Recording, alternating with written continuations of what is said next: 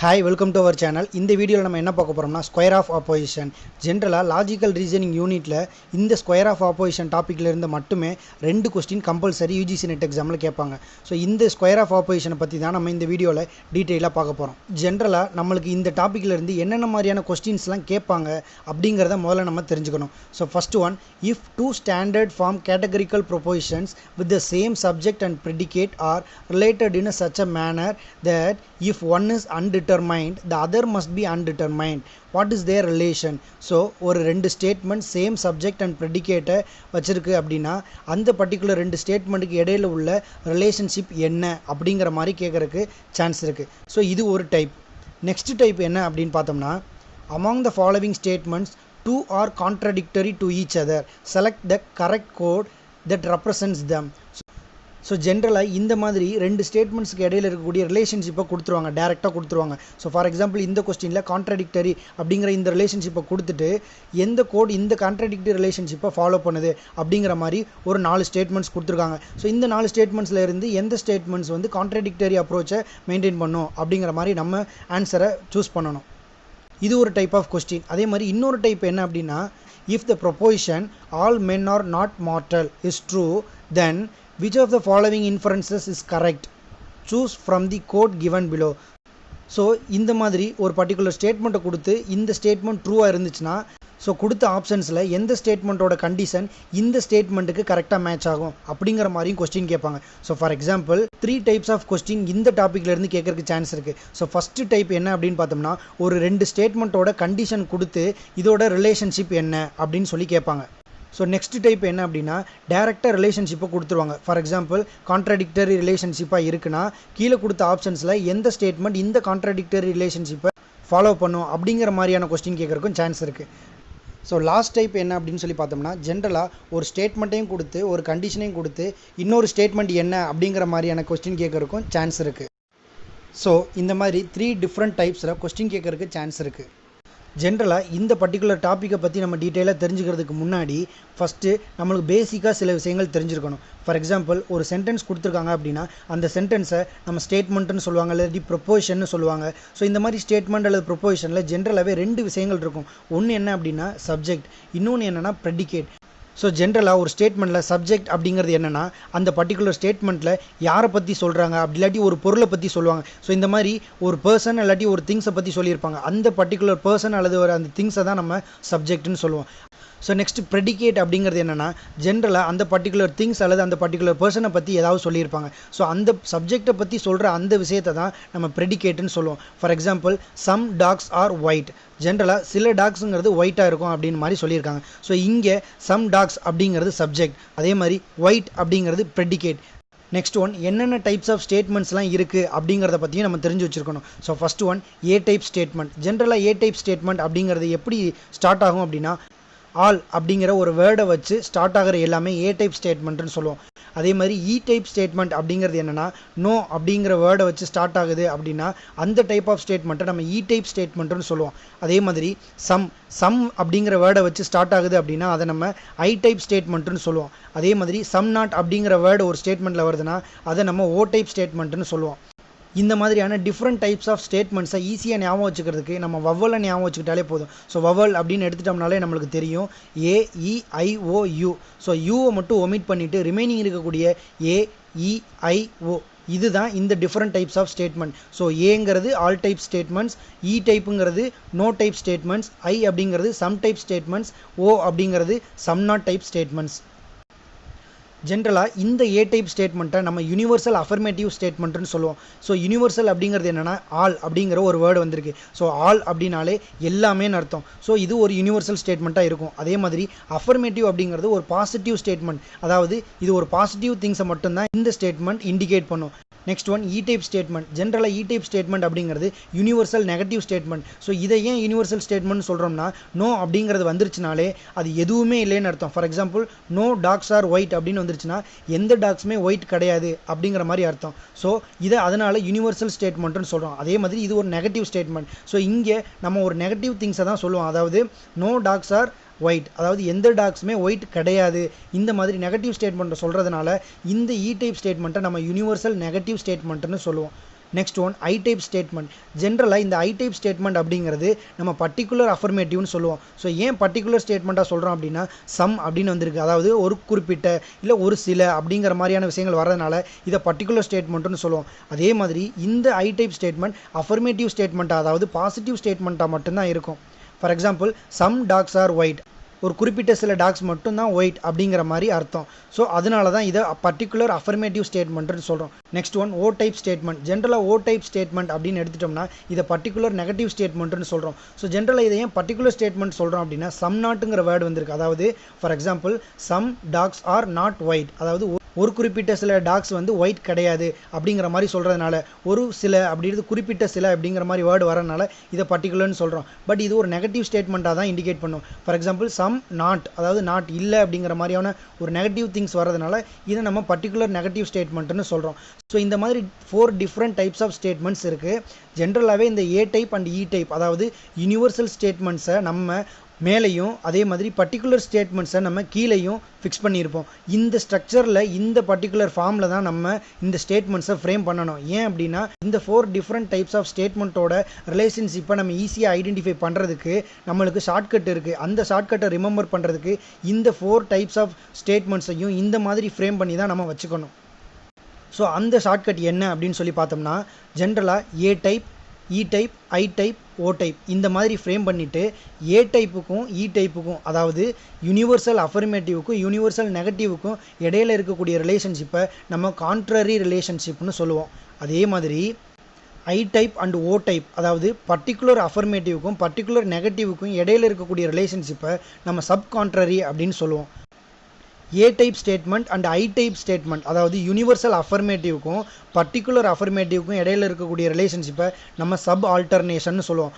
அதே மாதிரி E type statement and O type statement, அதாவது universal negative and particular negative, இது ரெண்டுக்கு இடையில இருக்கக்கூடிய ரிலேஷன்ஷிப்பையும் நம்ம சப் ஆல்டர்னேஷன் சொல்லுவோம். ஸோ ரிமைனிங் இருக்கக்கூடிய ஒரு ரிலேஷன்ஷிப் என்ன அப்படின்னு பார்த்தோம்னா கான்ட்ரடிக்டரி. ஜென்ரலாக ஒரு யூனிவர்சல் அஃபர்மேட்டிவ்க்கும் பர்டிகுலர் நெகட்டிவ்க்கும் இடையில இருக்கக்கூடிய ரிலேஷன்ஷிப்பை நம்ம கான்ட்ரடிக்டரின்னு சொல்லுவோம். அதே மாதிரி ஐ டைப் ஸ்டேட்மெண்ட், அதாவது பர்டிகுலர் அஃபர்மேட்டிவ்க்கும் இ டைப் யூனிவர்சல் நெகட்டிவ்க்கும் இடையில இருக்கக்கூடிய ரிலேஷன்ஷிப்பையும் நம்ம கான்ட்ரடிக்டரின்னு சொல்லுவோம். ஸோ இந்த பர்டிகுலர் டயக்ராமை மட்டும் நீங்கள் மனப்பாடம் பண்ணிட்டாலே கண்டிப்பாக ஈஸியாக நம்மளால் ஆன்சர் பண்ண முடியும். ஸோ ஜென்ரலாக ஒரு பர்டிகுலர் ஸ்டேட்மெண்ட் கொடுத்துருக்காங்கன்னா இது என்ன டைப் ஆஃப் ஸ்டேட்மெண்ட் அப்படிங்கிறத எப்படி நம்ம புரிஞ்சுக்க முடியும் அப்படின்னா, for example all, each, every, any, only, the, and, noun, pronoun இந்த மாதிரியான விஷயங்கள்லாம் ஒரு ஸ்டேட்மெண்ட்டில் வருது அப்படின்னா அந்த ஸ்டேட்மெண்ட்டை நம்ம ஏ டைப் ஸ்டேட்மெண்ட்டுன்னு சொல்லுவோம். அதே மாதிரி no, neither, never, none, not இந்த மாதிரியான வேர்ட்ஸ்லாம் ஒரு ஸ்டேட்மெண்ட்டில் வருதுன்னா அதை நம்ம இ டைப் ஸ்டேட்மெண்ட்டுன்னு சொல்லுவோம். அதே மாதிரி some, a few, certain, most, many, almost, few இந்த மாதிரியான வேர்ட்ஸ்லாம் வருது அப்படின்னா அதை நம்ம ஐ டைப் ஸ்டேட்மெண்ட்டுன்னு சொல்லுவோம். Next one some not, hardly, every not, majority not, all not இந்த மாதிரியான வேர்ட்ஸ்லாம் ஒரு ஸ்டேட்மெண்ட்டில் வருதுன்னா அதை நம்ம ஓ டைப் ஸ்டேட்மெண்ட் அப்படின்னு சொல்லுவோம். ஸோ ஜென்ரலாகவே நம்மளுக்கு ஒரு ஸ்டேட்மெண்ட் ஏ டைப்பா, இ டைப்பா, ஐ டைப்பா அல்லது ஓ டைப்பா இந்த மாதிரி எந்த டைப் ஆஃப் ஸ்டேட்மெண்ட் அப்படிங்கிறது தெரிஞ்சால் மட்டும்தான் நம்ம இந்த பர்டிகுலர் டாப்பிக்கில் இருந்து கேட்கக்கூடிய கொஸ்டினுக்கு கரெக்டாக ஆன்சர் பண்ண முடியும். ஸோ இந்த பர்டிகுலர் வேர்ட்ஸ் எல்லாம் நீங்கள் கம்பல்சரி மெமரைஸ் பண்ணி தான் ஆகணும். ஸோ ஒவ்வொரு டைப்ஸ் ஆஃப் ஸ்டேட்மெண்ட்டுக்கும் அதோட எக்ஸாம்பிள் என்ன அப்படின்னு சொல்லி ஓரளவு பார்த்தோம்னா ஏ டைப் ஸ்டேட்மெண்ட் அப்படிங்கிறபோது ஆல் ஒயிட் ஆர் மில்க். ஜென்ரலாக ஆல் அப்படிங்கிற அந்த வேர்டு வந்துருச்சுனாலே நம்மளுக்கு தெரியும் அது ஏ டைப் ஸ்டேட்மெண்ட் அல்லது யூனிவர்சல் அஃபர்மேட்டிவ் ஸ்டேட்மெண்ட்டாக தான் இருக்கும்.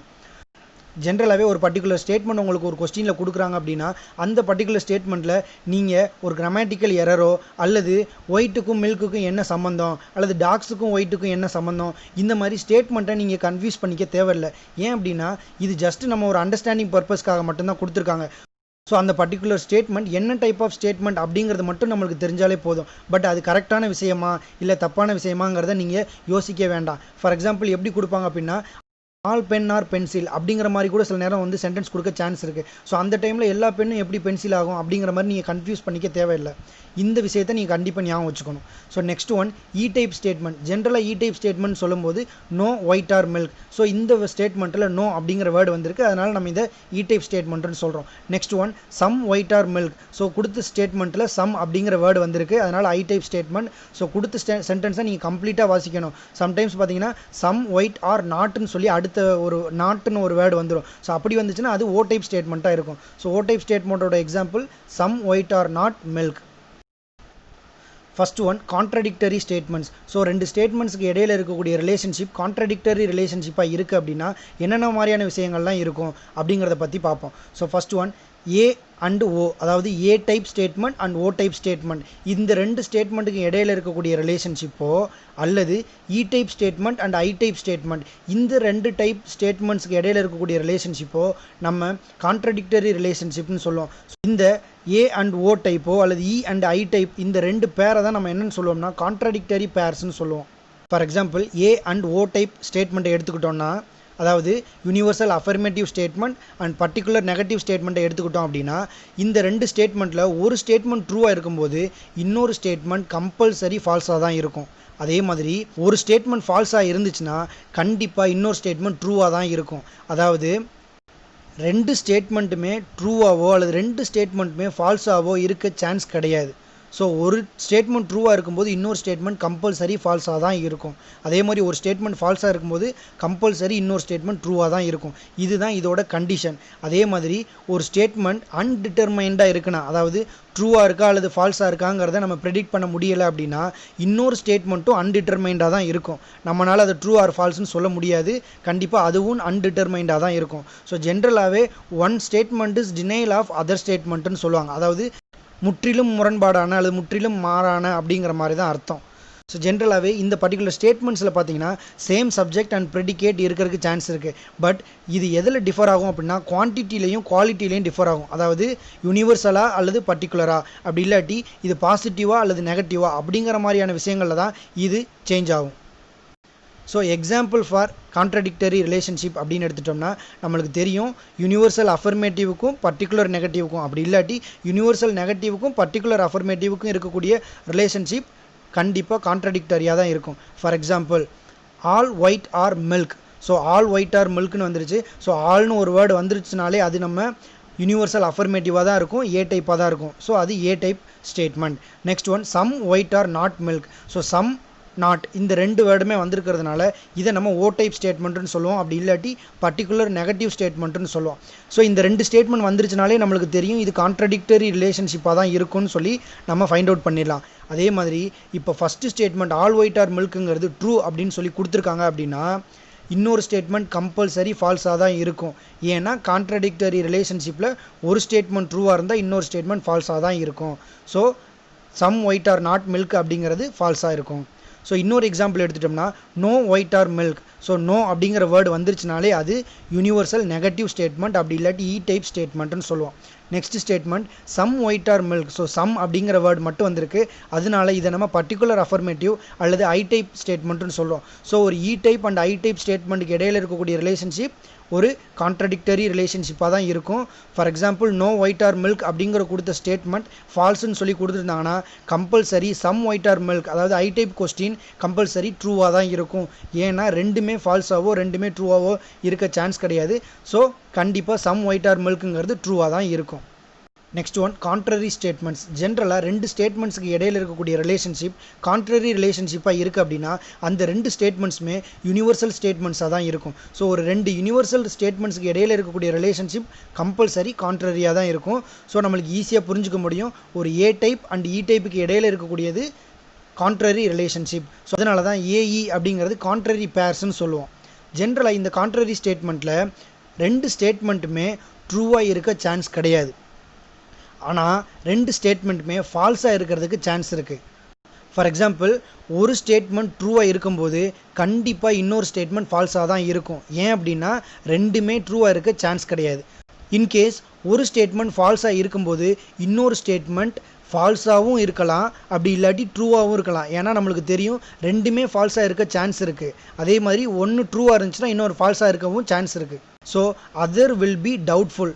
நம்மளால் ட்ரூ ஸ்டேட்மெண்ட் அல்லது ஃபால்ஸ் ஸ்டேட்மெண்ட்னு சொல்ல முடியாது. இங்கே ரெண்டுமே ட்ரூ அண்ட் ஃபால்ஸாக இருக்கிறதுக்கு சான்ஸ் இருக்கிறதுனால இன்னொரு ஸ்டேட்மெண்ட் டவுட்ஃபுல்னு தான் சொல்ல முடியும். இந்த ரிலேஷன்ஷிப்லையும் ரெண்டு ஸ்டேட்மெண்ட்ஸுக்கு இடையில இருக்கக்கூடிய சப்ஜெக்ட் அண்ட் ப்ரெடிகேட் பார்த்தீங்கன்னா சேமாக இருக்க சான்ஸ் இருக்குது. பட் எதில் டிஃபர் ஆகும் அப்படின்னா குவாலிட்டியில் டிஃபர் ஆகும். ஸோ குவாலிட்டின்னு சொல்லும்போது எதை இது இண்டிகேட் பண்ணுது அப்படின்னா பாசிட்டிவ் ஸ்டேட்மெண்ட்டாக நெகட்டிவ் ஸ்டேட்மெண்ட்டாக அதில் தான் இது டிஃபர் ஆகும்.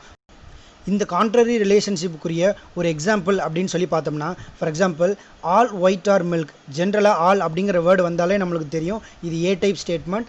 அதே மாதிரி இது universal affirmative statement. Next one no white are milk. So no அப்படிங்கிற வேர்டு வந்திருக்கு, அதனால இது இ டைப் ஸ்டேட்மெண்ட், அப்படி இல்லாட்டி universal negative statement. So A and E type of ஸ்டேட்மெண்ட்டுக்கு இடையில இருக்கக்கூடிய ரிலேஷன்ஷிப் கம்பல்சரி ஒரு கான்ட்ரரி ரிலேஷன்ஷிப்பாக தான் இருக்கும். ஸோ கண்டிஷன் என்ன அப்படின்னு பார்த்தோம்னா, for example all white are milk அப்படிங்கிற இந்த ஸ்டேட்மெண்ட் ட்ரூ அப்படின்னு சொல்லி கொடுத்துருந்தாங்கன்னா நம்ம கம்பல்சரி நோ ஒயிட் ஆர் மில்க்குங்கிற ஸ்டேட்மெண்ட் ஃபால்ஸாக தான் இருக்கும். ஏன்னா ரெண்டு ஸ்டேட்மெண்ட்டுமே ட்ரூவாக இருக்க சான்ஸ் கிடையாது. இன்கேஸ் ஆல் ஒயிட் ஆர் மில்க்குங்கிற இந்த ஸ்டேட்மெண்ட்டை ஃபால்ஸ் அப்படின்னு சொல்லி கொடுத்துருந்தாங்க அப்படின்னா நோ ஒயிட் ஆர் மில்க் அப்படிங்கிற இந்த ஸ்டேட்மெண்ட் டவுட்ஃபுல்னு தான் அர்த்தம். ஏன்னா ரெண்டுமே ஃபால்ஸாக இருக்கவும் சான்ஸ் இருக்குது, ஒரு இது ஃபால்ஸாக இருந்து இன்னொரு ஸ்டேட்மெண்ட் ட்ரூவாக இருக்கவும் சான்ஸாக இருக்குது. ஸோ இந்த நோ ஒயிட் ஆர் மில்க்குங்கிற ஸ்டேட்மெண்ட் டவுட்ஃபுல்னு சொல்லி ஆன்சர் பண்ணணும். Next one sub contrary statements. ஜென்ரலாக ரெண்டு ஸ்டேட்மெண்ட்ஸுக்கு இடையில இருக்கக்கூடிய ரிலேஷன்ஷிப் சப் கான்ட்ரரியாக இருக்கணும் அப்படின்னா எந்த ரெண்டு ஸ்டேட்மெண்ட்ஸ் அப்படின்னு சொல்லி பார்த்தோம்னா I type statement and O type statement. ஜென்ரலாக ஒரு பர்டிகுலர் அஃபர்மேட்டிவ்க்கும் பர்டிகுலர் நெகட்டிவ்க்கும், ஸோ இன்னும் குறிப்பிட்டு சொல்லணும்னா ஒரு பர்டிகுலர் ஸ்டேட்மெண்ட்டுக்கும் இன்னொரு பர்டிகுலர் ஸ்டேட்மெண்ட்டுக்கும் இடையில இருக்கக்கூடிய ரிலேஷன்ஷிப் அது சப் கான்ட்ரரி ரிலேஷன்ஷிப்பாக தான் இருக்கும். ஸோ இந்த I and O type of ஸ்டேட்மெண்ட்ஸை நம்ம சப்கான்ட்ரரி பேர்ஸ் அப்படின்னு சொல்லுவோம். ஸோ இந்த சப்கான்ட்ரரி ரிலேஷன்ஷிப்புக்கு என்னென்ன கண்டிஷன்ஸ் அப்படின்னு சொல்லி பார்த்தோம்னா, ரெண்டு ஸ்டேட்மெண்ட்ஸுமே ஃபால்ஸாக இருக்கக்கூடாது, ஆனால் ரெண்டு ஸ்டேட்மெண்ட்டுமே ட்ரூவாக இருக்க சான்ஸ் இருக்குது. ஃபார் எக்ஸாம்பிள் ஒரு ஸ்டேட்மெண்ட் ஃபால்ஸ் அப்படின்னு சொல்லி கொடுத்துருக்காங்கன்னா இன்னொரு ஸ்டேட்மெண்ட் கம்பல்சரி ட்ரூவாக இருக்கணும். ஏன் அப்படின்னா ரெண்டு ஸ்டேட்மெண்ட்டும் ஃபால்ஸாக இருக்கக்கூடாது. அதே மாதிரி இன்கேஸ் ஒரு ஸ்டேட்மெண்ட் ட்ரூவாக இருக்குது அப்படின்னா இன்னொரு ஸ்டேட்மெண்ட் ட்ரூவாகவும் இருக்கலாம், அப்படி இல்லாட்டி ஃபால்ஸாகவும் இருக்கலாம். ஏன் அப்படின்னா both can be true. So ட்ரூவாகவும் இருக்கலாம், அப்படி இல்லாட்டி ட்ரூ அண்ட் ஃபால்ஸ் அப்படி இருக்கவும் சான்ஸ் இருக்குது. So other statement will be doubtful. So கரெக்டாக நம்மளால் ட்ரூ அல்லது ஃபால்ஸ்ன்னு சொல்லி இந்த இடத்துல போட முடியாது. So other statement will be doubtful. So இந்த சப்கான்ட்ரரி ரிலேஷன்ஷிப்லேயும் பார்த்தீங்கன்னா ரெண்டு ஸ்டேட்மெண்ட்ஸ்க்கு இடையில இருக்கக்கூடிய சப்ஜெக்ட் அண்ட் ப்ரிடிகேட் சேமாக இருக்கும், but differ in quality.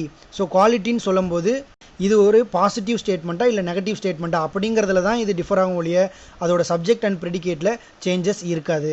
So example அப்படின்னு சொல்லி பார்த்தோம்னா ஜென்ரலாக சம் ஒயிட் ஆர் மில்க் அப்படிங்கிற வேர்டு, ஸோ சம்முங்கிற இந்த வேர்டு வந்திருக்கு. ஸோ நம்மளுக்கு தெரியும் சம்முன்னு வந்துருச்சுனாலே அது ஒரு ஐ டைப் ஸ்டேட்மெண்ட், அப்படி இல்லாட்டி பர்டிகுலர் அஃபர்மேட்டிவ் ஸ்டேட்மெண்ட்னு சொல்லுவோம். So next one some white are not milk. So ஜென்ரலாக சம் நாட் அப்படிங்கிற வேர்டு வந்திருக்கு, அதனால் இதை நம்ம பர்டிகுலர் நெகட்டிவ் ஸ்டேட்மெண்ட்னு சொல்லுவோம், அப்படி இல்லாட்டி ஓ டைப் ஸ்டேட்மெண்ட்னு சொல்லுவோம். So some white are milk அப்படிங்கிற இந்த ஸ்டேட்மெண்ட் ஃபால்ஸாக இருந்துச்சுன்னா சம் ஒயிட் ஆர் நாட் மில்க்குங்கிற சென்டென்ஸ் கம்பல்சரி ட்ரூவாக தான் இருக்கும். ஏன் அப்படின்னா ரெண்டுமே ஃபால்ஸாக இருக்கக்கூடாது. சப்கான்ட்ரரி ரிலேஷன்ஷிப்பில் ரெண்டு ஸ்டேட்மெண்ட்டுமே ஃபால்ஸாக இருக்கக்கூடாது, அதுதான் condition.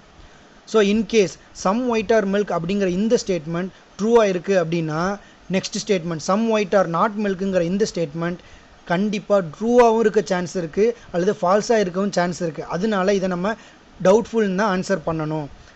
Next one sub alternation statements. ஜென்ரலாக சப் ஆல்டர்னேஷன் ஸ்டேட்மெண்ட்ஸை நம்ம சப் ஆல்டர்ன் ஸ்டேட்மெண்ட்னு சொல்லுவோம். ஸோ ஒரு ரெண்டு ஸ்டேட்மெண்ட்டுக்கு இடையில இருக்கக்கூடிய ரிலேஷன்ஷிப் சப் ஆல்டர்னாக இருக்கணும்னா என்னென்ன மாதிரியான விஷயங்கள்லாம் நம்ம தெரிஞ்சிருக்கணும் அப்படின்னு பார்ப்போம்.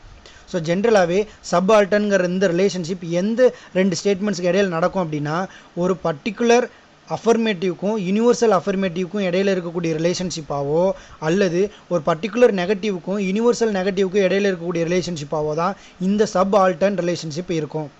ஸோ அதனால தான் ஏ அண்டு ஐ டைப் ஸ்டேட்மெண்ட்ஸை நம்ம ஒரு சப் ஆல்டர்ன் பேர்னு சொல்லுவோம். அதே மாதிரி இ அண்டு ஓ டைப் ஸ்டேட்மெண்ட்டை சப் ஆல்டர்ன் பேர்ஸ்னு சொல்லுவோம். ஜென்ரலாகவே இந்த சப் ஆல்டர்ன் பேர்ஸுங்கிறது ஒரு யூனிவர்சலுக்கும் பர்டிகுலருக்கும் இடையில இருக்கக்கூடிய ரிலேஷன்ஷிப் தான் இந்த சப் ஆல்டர்ன் ரிலேஷன்ஷிப்பாக இருக்கும். ஜென்ரலாக இதோட கண்டிஷன்ஸ் என்னென்ன அப்படின்னு சொல்லி பார்த்தோம்னா ஒரு யூனிவர்சல் ஸ்டேட்மெண்ட் ட்ரூவாக இருக்கும்போது ஒரு பர்டிகுலர் ஸ்டேட்மெண்ட் கம்பல்சரி ட்ரூவாக தான் இருக்கணும், இது முதல் கண்டிஷன். நெக்ஸ்ட் ஒன் பார்த்தோம்னா யூனிவர்சல் ஸ்டேட்மெண்ட் ஃபால்ஸாக இருந்துச்சு அப்படின்னா பர்டிகுலர் ஸ்டேட்மெண்ட் ஒரு டவுட்ஃபுல் ஸ்டேட்மெண்ட்டாக தான் இருக்கும், அதாவது அது ஃபால்ஸாகவும் இருக்கலாம் அல்லது ட்ரூவாகவும் இருக்கலாம். நெக்ஸ்ட் ஒன் இன்கேஸ் ஒரு பர்டிகுலர் ஸ்டேட்மெண்ட் ஃபால்ஸாக இருக்குது அப்படின்னா கம்பல்சரி யூனிவர்சல் ஸ்டேட்மெண்ட் ஃபால்ஸாக தான் இருக்கும். அதே மாதிரி ஒரு பர்டிகுலர் ஸ்டேட்மெண்ட் ட்ரூவாக இருக்குது அப்படின்னா ஒரு யூனிவர்சல் ஸ்டேட்மெண்ட் ட்ரூவாகவும் இருக்கலாம் அல்லது ஃபால்ஸாகவும் இருக்கலாம், அதனால் அதை டவுட்ஃபுல் ஸ்டேட்மெண்ட்னு சொல்லுவோம். யூனிவர்சல் அஃபர்மேட்டிவ் ட்ரூவாக இருக்கும்போது பர்டிகுலர் அஃபர்மேட்டிவ் கம்பல்சரி ட்ரூவாக தான் இருக்கணுங்கிறது முதல் கண்டிஷன். ஸோ ஒரு ட்ரூ அப்படிங்கிற ரிலேஷன்ஷிப் எப்போவுமே டவுன்வர்ட் டைரெக்ஷனில் தான் இருக்கும். அதாவது யூனிவர்சல் ட்ரூவாக இருந்துச்சுன்னா பர்டிகுலர் ட்ரூவாக தான் இருக்கும். அதே மாதிரி ஃபால்ஸ் அப்படின்னு எடுத்துட்டோம்னா, so in case particular negative statement ஃபால்ஸாக இருந்துச்சுன்னா அது யூனிவர்சல் நெகட்டிவ் ஸ்டேட்மெண்ட் ஃபால்ஸாக தான் இருக்கும். ஸோ எப்போவுமே ஃபால்ஸுங்கிறது அப்வர்ட் டைரெக்ஷனில் தான் இருக்கும். ஜென்ரலாக இந்த ட்ரூ டவுன்வர்ட் டைரெக்ஷன் அல்லது ஃபால்ஸ் அப்வர்ட் டைரெக்ஷன் இதை தவிர ஒரு சேஞ்சஸ் ஒரு ஸ்டேட்மெண்ட்டில் இருக்குன்னா அதை டவுட்ஃபுல் ஸ்டேட்மெண்ட்னு சொல்லுவோம். For example, all white are milk. ஜென்ரலாக ஆல் அப்படிங்கிற வேர்டு வந்திருக்கு, அதனால நம்ம அதை ஏ டைப் ஸ்டேட்மெண்ட் அல்லது யூனிவர்சல் அஃபர்மேட்டிவ் ஸ்டேட்மெண்ட்னு சொல்லுவோம். ஸோ நெக்ஸ்ட் ஒன் பார்த்தோம்னா சம் ஒயிட் ஆர் மில்க். ஜென்ரலாக சம் அப்படிங்கிற வேர்டு மட்டும் வந்திருக்கு, அதனால நம்ம அதை பர்டிகுலர் அஃபர்மேட்டிவ் ஸ்டேட்மெண்ட் அல்லது ஐ டைப் ஸ்டேட்மெண்ட்னு சொல்லுவோம். ஸோ ஒரு யூனிவர்சல் அஃபர்மேட்டிவ்க்கும் பர்டிகுலர் அஃபர்மேட்டிவ்க்கும் ரிலேஷன்ஷிப் இருக்குன்னா அது சப் ஆல்டர்னேஷனாக தான் இருக்கும். So in case all white are milk அப்படிங்கிற கொடுத்த சென்டென்ஸ் ட்ரூ அப்படின்னு சொல்லி இருக்குன்னா கண்டிப்பாக சம் ஒயிட் ஆர் மில்க் அப்படிங்கிற இந்த ஸ்டேட்மெண்ட்டும் ட்ரூவாக தான் இருக்கும். ஏன்னா ஒரு ட்ரூ ஸ்டேட்மெண்ட் டவுன்வர்ட் டைரெக்ஷனில் இருக்கும் அப்படின்னு சொல்லி பார்த்தோம். In case all white are milk அப்படிங்கிற இந்த ஸ்டேட்மெண்ட் ஃபால்ஸாக இருக்குது அப்படின்னா சம் ஒயிட் ஆர் மில்க் அப்படிங்கிற இந்த ஸ்டேட்மெண்ட் டவுட்ஃபுல்லாக இருக்கும். ஏன் அப்படின்னா யூனிவர்சல்ல இருந்து பர்டிகுலருக்கு ஃபால்ஸ் மூவ் ஆகாது. ஏன்னா ஃபால்ஸ் வந்து அப்வர்ட் டைரெக்ஷன். ஸோ அதனால இது டவுட்ஃபுல் ஸ்டேட்மெண்ட்டாக தான் இருக்கும். ஸோ இப்போ நம்ம இந்த வீடியோவில் ஸ்டார்டிங்கில் பார்த்த ப்ரீவியஸ் இயர் கொஸ்டினுக்கு சொல்யூஷனை ஃபைண்ட் அவுட் பண்ணுவோம். First one, if two standard form categorical propositions with the same subject and predicate are related in such a manner that if one is undetermined the other must be undetermined, what is their relation? So நம்மளுக்கு தெரியும் ஒரு statement அன்டிட்டர்மைண்டாக இருந்துச்சுன்னா இன்னொரு ஸ்டேட்மெண்ட்டும் அன்டிட்டர்மைண்டாக தான் இருக்கும். அப்படிங்கிறது எந்த ரிலேஷன்ஷிப்போட condition அப்படின்னு சொல்லி பார்த்தோம்னா நம்மளுக்கு தெரியும் ஒரு கான்ட்ரடிக்டரி ரிலேஷன்ஷிப்பில் தான் ஒரு ஸ்டேட்மெண்ட் அன்டிட்டர்மைண்டாக இருந்துச்சுன்னா இன்னொரு ஸ்டேட்மெண்ட்டும் அன்டிட்டர்மைண்டாக இருக்கும் அப்படின்னு சொல்லி பார்த்தோம். So the correct answer is contradictory. Next question, among the following statements, two are contradictory to each other. Select the correct quote that represents them. So ஜென்ரலாக ரெண்டு ஸ்டேட்மெண்ட்ஸ்க்கு இடையில இருக்கக்கூடிய ரிலேஷன்ஷிப் கான்ட்ரடிக்டரியாக இருக்கும் அப்படின்னு சொல்லியிருக்காங்க. அண்ட் கொடுத்த ஆப்ஷன்ஸில் எது அந்த ரெண்டு ஸ்டேட்மெண்ட் அப்படின்னு சொல்லி கேட்டிருக்காங்க. ஸோ ஜென்ரலாகவே நம்மளுக்கு தெரியும் கான்ட்ரடிக்டரி அப்படிங்கிறது ஒரு யூனிவர்சல் அஃபர்மேட்டிவ்க்கும் ஒரு பர்டிகுலர் நெகட்டிவ்க்கும், அப்படி இல்லாட்டி ஒரு யூனிவர்சல் நெகட்டிவ்க்கும் ஒரு பர்டிகுலர் அஃபர்மேட்டிவ்க்கும் இடையில இருக்கக்கூடிய ரிலேஷன்ஷிப் தான் கான்ட்ரடிக்டரியாக இருக்கும். ஸோ இங்கே ஆல் அண்ட் சம் நாட் இது ரெண்டுக்கு இடையில இருக்கக்கூடிய ரிலேஷன்ஷிப் ஒரு கான்ட்ரடிக்டரி ரிலேஷன்ஷிப்பாக இருக்கும். அதே மாதிரி நோ சம் இந்த ரெண்டு ஸ்டேட்மெண்ட்டுக்கு இடையில இருக்கக்கூடிய ரிலேஷன்ஷிப்பும் கான்ட்ரடிக்டரியாக இருக்கும். பட் இங்கே கரெக்டான ஆன்சர் என்னன்னு பார்த்தோம்னா ஆல் poets ஆர் philosopher இந்த ஸ்டேட்மெண்ட்டும் some poets are not philosopher இந்த ரெண்டு ஸ்டேட்மெண்ட்டும் கரெக்டாக நம்மளுக்கு சூட் ஆகுது. ஸோ இந்த மாதிரி நம்ம பார்க்கும்போது நம்மளோட சப்ஜெக்ட்டும் ப்ரெடிகேட்டும் சேஞ்ச் ஆகாமல் இருக்கணும், அதுதான் முதல் கண்டிஷன். ஸோ poets philosopher இங்கேயும் poets அண்ட் philosopher ரெண்டுமே இருக்குது. அதே மாதிரி condition all some not. So கரெக்டாக இருக்கிறதுனால இந்த ஆப்ஷன் நம்ம ஏ அண்ட் சியை சூஸ் பண்ணோம். ஸோ நம்மளுக்கு தெரியும் நோ சம் இந்த மாதிரி ரெண்டு ஸ்டேட்மெண்ட் வந்தாலும் அதுக்கு கான்ட்ரடிக்டரி ரிலேஷன்ஷிப் தான் இருக்கும். பட் இங்கே கொடுத்த ஆப்ஷனில் பி அண்ட் டி கொடுக்கல. பட் இருந்தாலும் பி அண்ட் டி சம்டைம்ஸ் கொடுத்தாங்கன்னா உங்களுக்கு கன்ஃபியூஸ் ஆகிடக்கூடாது. ஏன் அப்படின்னா சம் poets are philosopher and no philosopher is a poet இங்கே சப்ஜெக்ட்டும் ப்ரெடிகேட்டும் வந்து சேஞ்ச் ஆகுது. ஸோ இந்த இடத்துல நம்ம அதை கண்டிப்பாக நம்ம இதை கவனித்து தான் நம்ம ஆன்சர் பண்ணணும்.